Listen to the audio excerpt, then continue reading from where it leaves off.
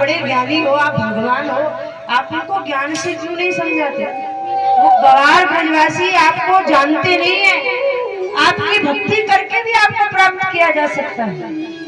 उद्धव को लगता है कि भगवान को केवल ज्ञान के द्वारा ही प्राप्त कर सकते हैं, और ज्ञान से ऊपर उद्धव को लगता है कोई दूसरी चीज है ही नहीं।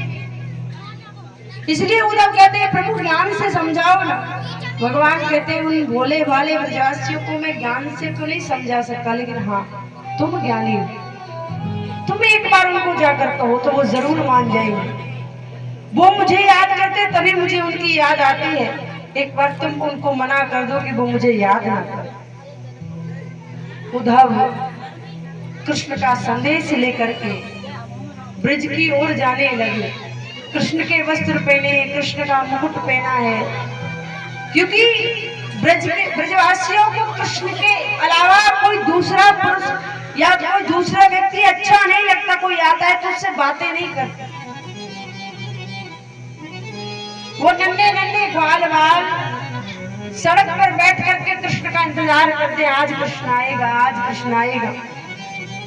बरसों की कह के शाम गए, कब आवेगी ये बैरिन परसों, परसों के बरसों बीत गए, पर अभी तक ना आई ये बैरिन परसों।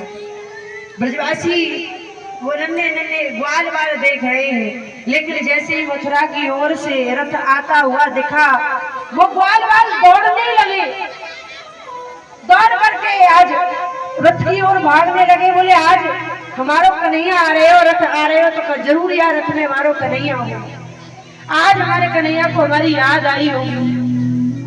मधुमंगल बैठ गया चुप करके। दूसरा सखा पूछता, भैया एक बात बता, कृष्ण आ रहे हो है तू यहाँ छुप कर बैठो है, मिलवे ना चले? मधुमंगल बोलो, परसों की कह के गए हो, बरसों बीत गए अभी तक लौट के ना आए, आज आ रहे हो? जब तक मोती आएगी क्षमा ना मांगेगो, कान ना पकड़ेगो मेरे आगे, मेरे पाँव ना पकड़ेगो, जब तक मैं बापू क्षमा करवे मारो ना हो। और जब सब ग्वाल बाल दौड़ने लगे, मधुमंगल बोलो ये रूठा मनाई बाद में देखी जाएगी, पहले एक बार अपने कृष्ण को जी भर के हृदय से तो लगा ले। मधुमंगल दौड़ने लगे, सबने रथ की ओर देखा तो उद्धव रथ से बाहर आए।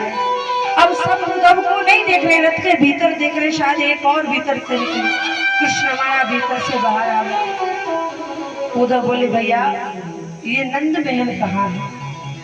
पहले हमको बता दो ये नंद महल कहाँ है? मैं कृष्ण का मित्र हूँ, उसका संदेश लेकर आया हूँ। ग्वाल बाल बोले बाल आला, आज इतने दिना बाद तो को हमारी याद भी आई तो अपने मित्र को भेज दियो, स्वयं न आयो मिलने का। उधर से कह दिया ये जो नदी का उद्गम बह रहा है ना, आप यहीं के सीधे सीधे चले जाओ, ये सीधा उद्गम यशोदा मैया के द्वार पर जाता है। जब से कृष्ण गया है तब से लाखों गोपियां कृष्ण की याद में नीर बहा रही है, और ये वही नीर नदी के रूप में बन चुका है। तुम सीधे सीधे चले जाओ। उद्धव नंद महल गया, और जैसे ही नंद महल पहुंचा है, नंद महल में नंद बाबा द्वार पर खड़े हैं, स्वागत किया है उद्धव का। आओ उद्धव बैठे, मैं तुम्हारे लिए भोजन लेकर आता हूँ, भोजन लेकर आता हूँ, घर में नहीं बनाए। मानो जब से कृष्ण गया है रसोई में कुछ पका नहीं। उद्धव को भोजन खिलाया, कहा आराम करो। उद्धव कहता है मैं आपसे बात करने आया हूँ, क्या बात नहीं करोगे मुझसे? मैं कृष्ण का संदेश लेकर आया हूँ। नंद बाबा कहते कहो क्या संदेश है? उद्धव कहते हैं कृष्ण आपका पुत्र भगवान है, वो कोई साधारण पुरुष नहीं है या साधारण बालक नहीं है, आप उसके लिए रोया मत कीजिए। जैसे ये बात सुनी नंद बाबा कहते मैं तो तुमको बड़ा समझदार व्यक्ति समझा था, पर तुम तो बड़े साधारण से निकले। तुम कहते हो मेरा पुत्र भगवान है। अरे चलो मुझसे गलती हुई कि मैंने उसको पुत्र कहा, पर कृष्ण ने कितनी बार मुझे बाबा कहा है, अपनी मैया यशोदा को मैया कहा है। और यहाँ तक कि जब गोपियां कहती थी कि नंद बाबा गोरे मैया यशोदा गोरी बलदाऊ गोरे तू कहाँ ते आ गए हो कारो, तो कन्हैया रूठ जाता और कहता मैया कहते जा मरी थे कि मैं तेरो ही छोड़ा हूं। क्या वो कृष्ण कभी भगवान हो सकता है? क्या कृष्ण को कभी भूख लग सकती है? पर मैंने कितनी बार कृष्ण को भूख से तड़पते हुए देखा। तुम कहते हो मेरा पुत्र भगवान है, चलो मान लिया। अरे आज तक तो मैं ये सोचकर जी रहा था कि मेरा बेटा मुझे छोड़कर चला गया, भगवान के सहारे जीवन व्यतीत करूंगा, लेकिन तुम कहते हो मेरा पुत्र भगवान है। अरे जब भगवान ही मेरे घर को छोड़कर चला गया तो अब मैं किसके सहारे जीवन व्यतीत करूं? तुमने तो मेरी जीने की आस भी मुझसे छीन ली। उद्धव चुप हो गए, भीतर की ओर गए हैं। मैया यशोदा पलना झुला रही है। जब से कृष्ण गया है मैया के सुनने की शक्ति कम हो चुकी है। उद्धव कहता है मैया मैं उद्धव कृष्ण का संदेश लेकर आया हूं। मैया कहती धीरे बोलो धीरे, मैंने अभी अपने लाला को सुलाया है, अगर जग गए हो ना तो फिर कहे वो मैया मोको चंदा दे, मैया मोको बहू दे, मैया मोको माखन दे, इसलिए बड़े आराम से सुलायो है। उद्धव कहते मैया कहाँ है तेरो लाला? जैसे सुना मैया यशोदा रोने लगी। उद्धव तुझे पता है जब भी मेरा कन्हैया रोता था मैं अपने सारे काम को छोड़कर अपने कृष्ण को अपने हृदय से लगा लेती थी, पर आज बाकी मैया इतने दिनों से रो रही है, वह को अपनी मैया की याद ना आ रही। एक बार भी अपनी मैया को मिलने के लिए ना आयो, कहा कि मैया ने इतना बड़ा अपराध कर दिया, कहा मैया से मिलने भी ना आए। तो पता उधर ब्रज के ग्वालवाल मोती आके शिकायत करे मैया तेरो लाला परसों की कह के गयो, अभी तक लौट के ना आयो।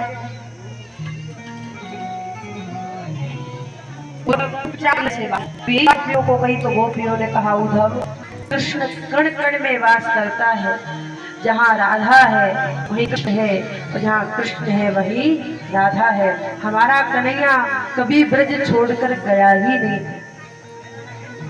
हम रोती हैं, हमें दुख नहीं है कृष्ण के जाने का। अरे हम तो विरह है, उससे दूर रहकर भी हम इससे प्रेम करते हैं, और जो दूर रहकर प्रेम करने में आनंद है वो आनंद किसी दूसरी चीज में नहीं है।